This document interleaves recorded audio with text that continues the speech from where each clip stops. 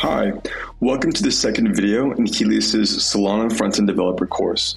In today's video, you're going to learn about the Solana tech stack and how to set up your own developer environment to follow along with this video series. My name is Nathan Galindo. I'm a developer experience engineer at Helius. I'm based in Texas, and for the purpose of this series, I'm a Solana full stack developer. Please feel free to reach out to me via email or on X to learn more about this course, Helius, or Solana. In today's video, we'll be discussing what Solana development looks like and what tools you'll need to get started, what kind of applications we'll be building throughout this course, and finally, how to set up your own developer environment to follow along with this video series.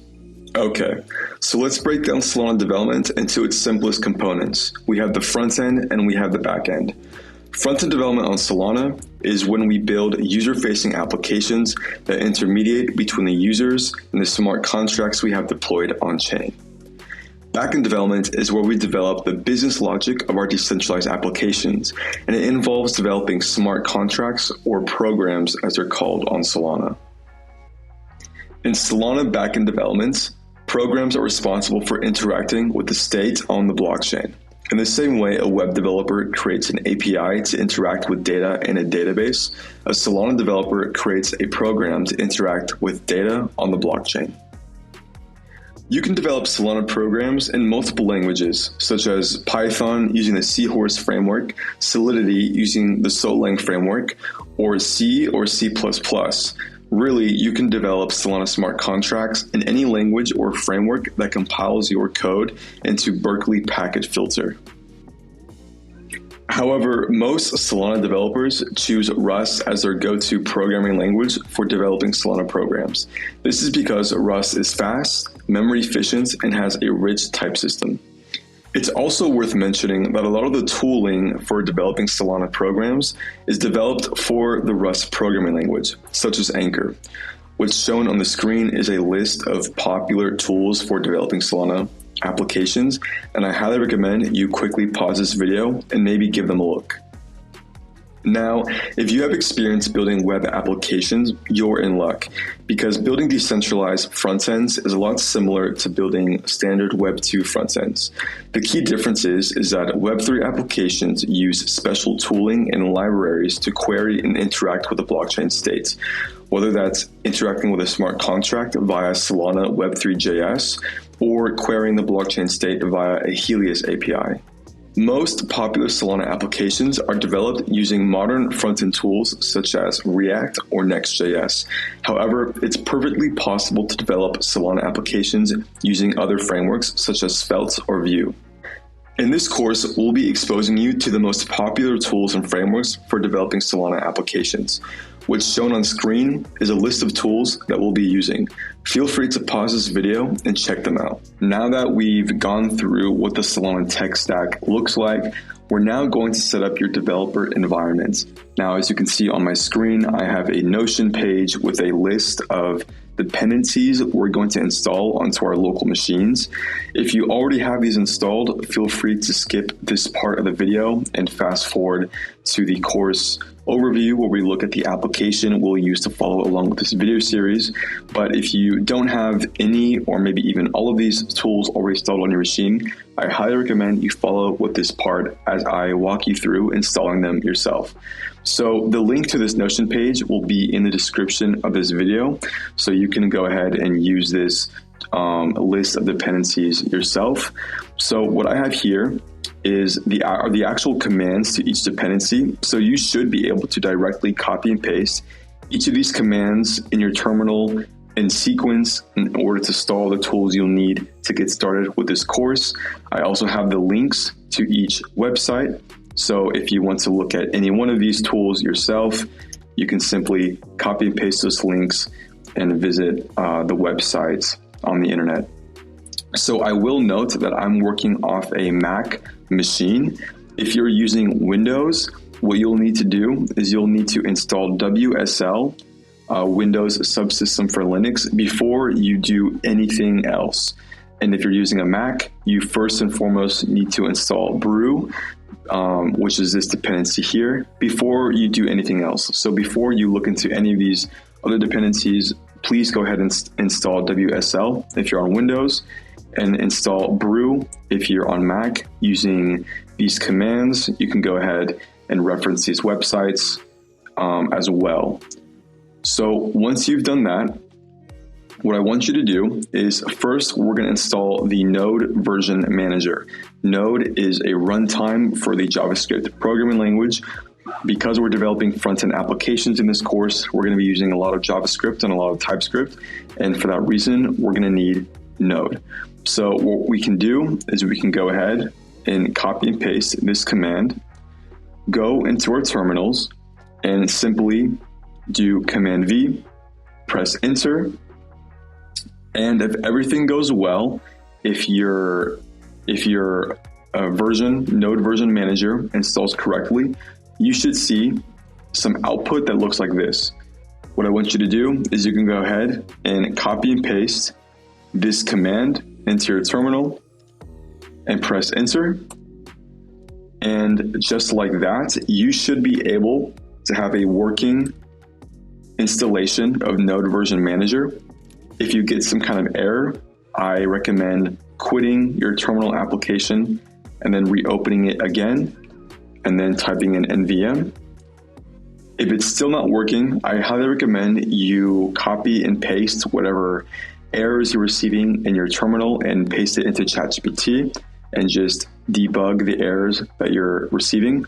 Otherwise, a successful installation of NVM should look something like this. You can even do NVM -- version. Oops, I think I mistyped. Yes, to look at which version you have. Now, NVM is used to install different versions of Node. This is very useful because some dependencies require different versions of NPM. NVM allows us to install different versions of NPM. With that being said, we're going to go ahead and install NPM right now using this command. So the Helius course uses NPM version 16. 16 is a pretty good version of NPM that a lot of popular applications use. And so everything installs correctly. Your output should look something like this. You can now use your version of NPM using NVM use 16, and you should receive an output saying now using Node version 16, etc., etc. If you're not getting this output, something probably went wrong. Again, go ahead and copy and paste that into ChatGPT and look into what the issue might be before continuing with this video. If everything looks good on your side, we can go ahead and install Yarn. So the way we're going to do that is we're going to copy and paste this command, npm install globally Yarn. You can also visit the Yarn website to learn more. And if everything looks good, your output should look something like this. You can go ahead and type yarn -- version to look at which version of Yarn you have installed on your machine. If successful, you should receive some kind of version number.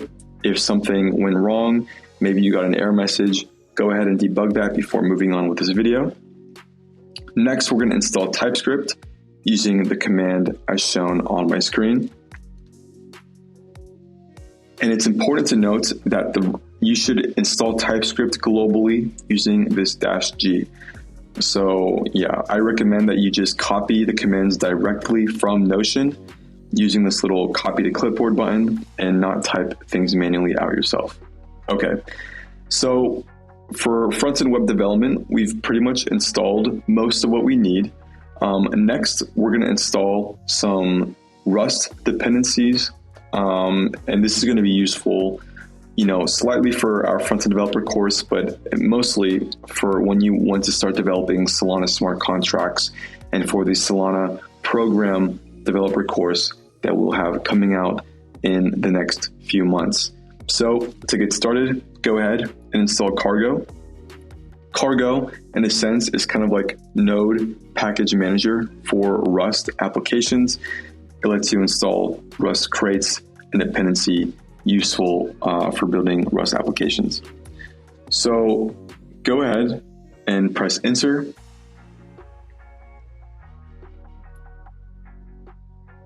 And if everything goes well, we should receive some kind of success notification.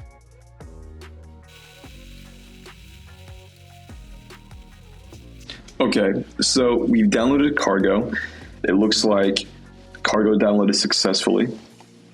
What we can do is we can run this quick command, or if you prefer, you could simply quit and restart your terminal application. But either way, if we've successfully downloaded Cargo, you should be able to run Cargo and receive an output that looks similar to what's shown on my screen. If you're not seeing this, something probably went wrong, and you should go ahead and debug the application as necessary. So what we'll go ahead and do is we'll install the Rust compiler next using this command. And what you can do is you can go ahead and proceed with with the installation by pressing 1. Because I've already installed Rust onto my machine, I'm going to go ahead and cancel this. But essentially, if you've successfully installed this dependency, you should be able to do rust c -- version, and it should spit out a version like this. If you don't get an output that looks like that, again, something probably went wrong with your installation, and you should go ahead and debug that on your own. Now, very important, this is probably one of the most useful tools when it comes to Solana development, is the Solana command line interface. You can look at the website by clicking this URL, or you could simply copy and paste this command on the Notion and go ahead and install that.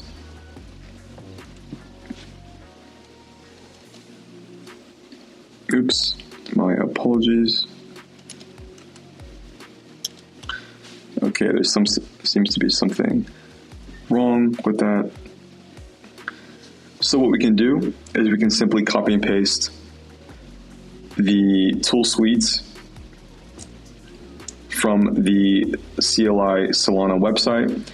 Now, again, if you're using a Windows computer, you have to do all of this through WSL, so just be in mind of that.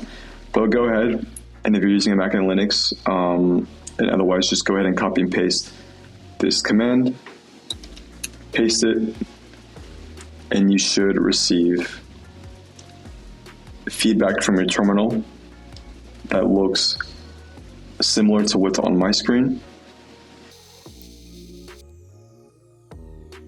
Okay, so if your Solana command line interface installed correctly, you should see something like this. Or to double check, you can simply type out Solana in your command line, press enter, and you should receive output that looks something like this. If you're not receiving that, I highly recommend you pause this video and debug what the issue might be. ChatGPT is a lot of help in cases like that. Okay, finally, we're going to go ahead and install the Anchor command line interface. This is useful for when we start building backend Solana applications.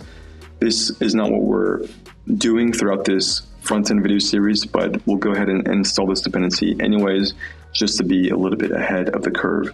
So go ahead and paste in that command there. Again, a prerequisite to installing Anchor is Cargo, so you want to make sure that you successfully installed Cargo.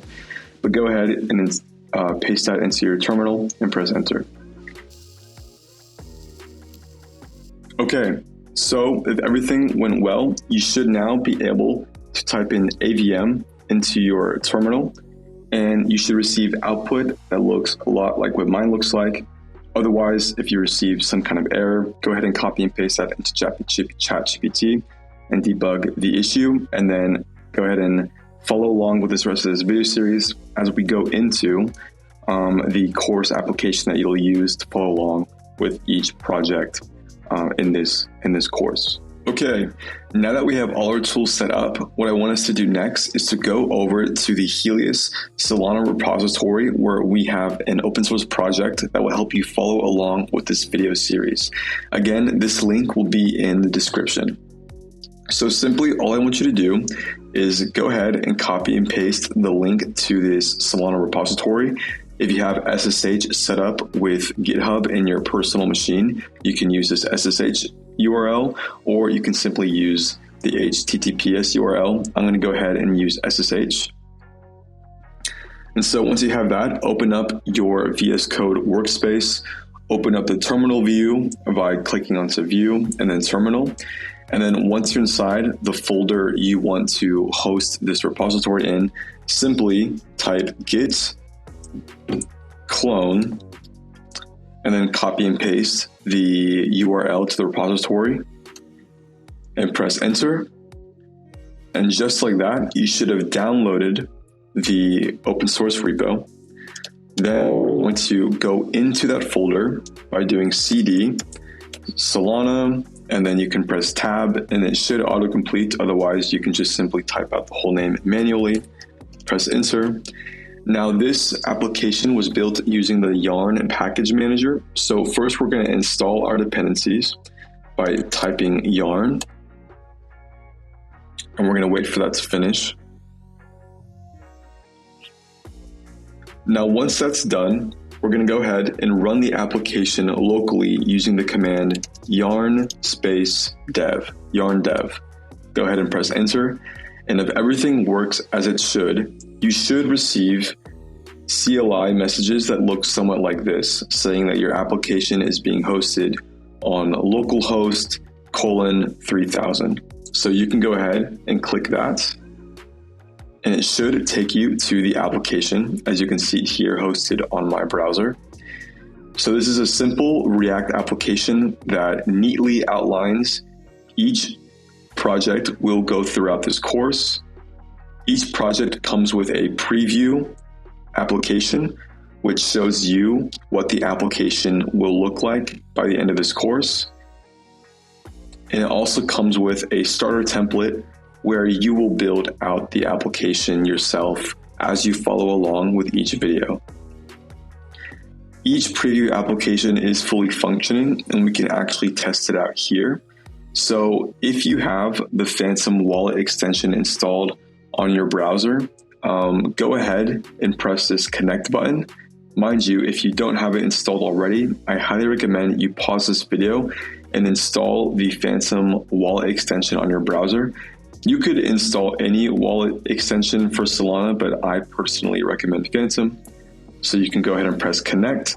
For me, it connected automatically. If it didn't connect automatically for you, you might need to provide some kind of password to get into your wallet.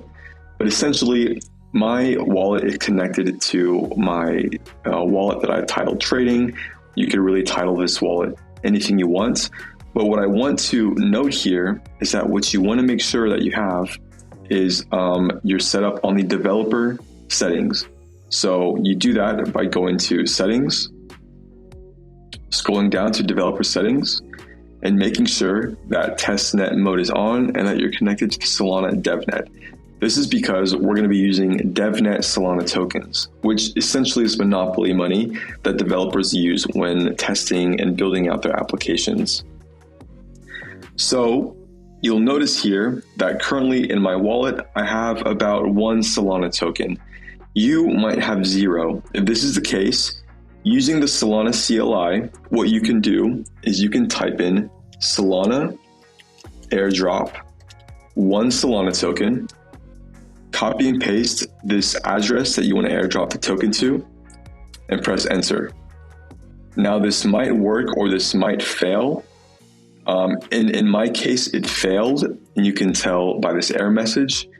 In this event, what I can do is I can check my Solana balance, how much Devnet SOL I have for this wallet address connected to my CLI, and I can actually transfer directly to this wallet address using this command, Solana transfer. We want to transfer to this wallet, and say we want to transfer 1 SOL. go ahead and press enter, and it's going to finalize that transaction. If we reload the application, you'll see now that I'm 1 Devnet SOL richer. Okay, so why is that important? Because in order to test these applications, we need just a little bit of SOL in order to pay the gas fees that these operations cost. So just to test out the application, I'm going to go ahead and create a token mint. I'm going to confirm that transaction, and immediately we have the addresses to our token mint address and the transaction signature. And if we click on this, it takes us to a Solana Explorer where we can actually see all this information. And then we're going to go ahead and create a token account as well. We're going to confirm that transaction, and we can look at that information as well. Now, of course, the real learning process occurs on the back end of this application, where we handle all the logic and querying instructions for creating the token mint address and the token account on the Solana blockchain. So that's just a quick overview of the Helius Frontend Developer Bootcamp course application. Thanks for following along with this video. Feel free to get connected with me on X, to connect with the Helius team on Discord, or to learn more about Helius via our website. I'm looking forward to seeing you in the next video. Peace out.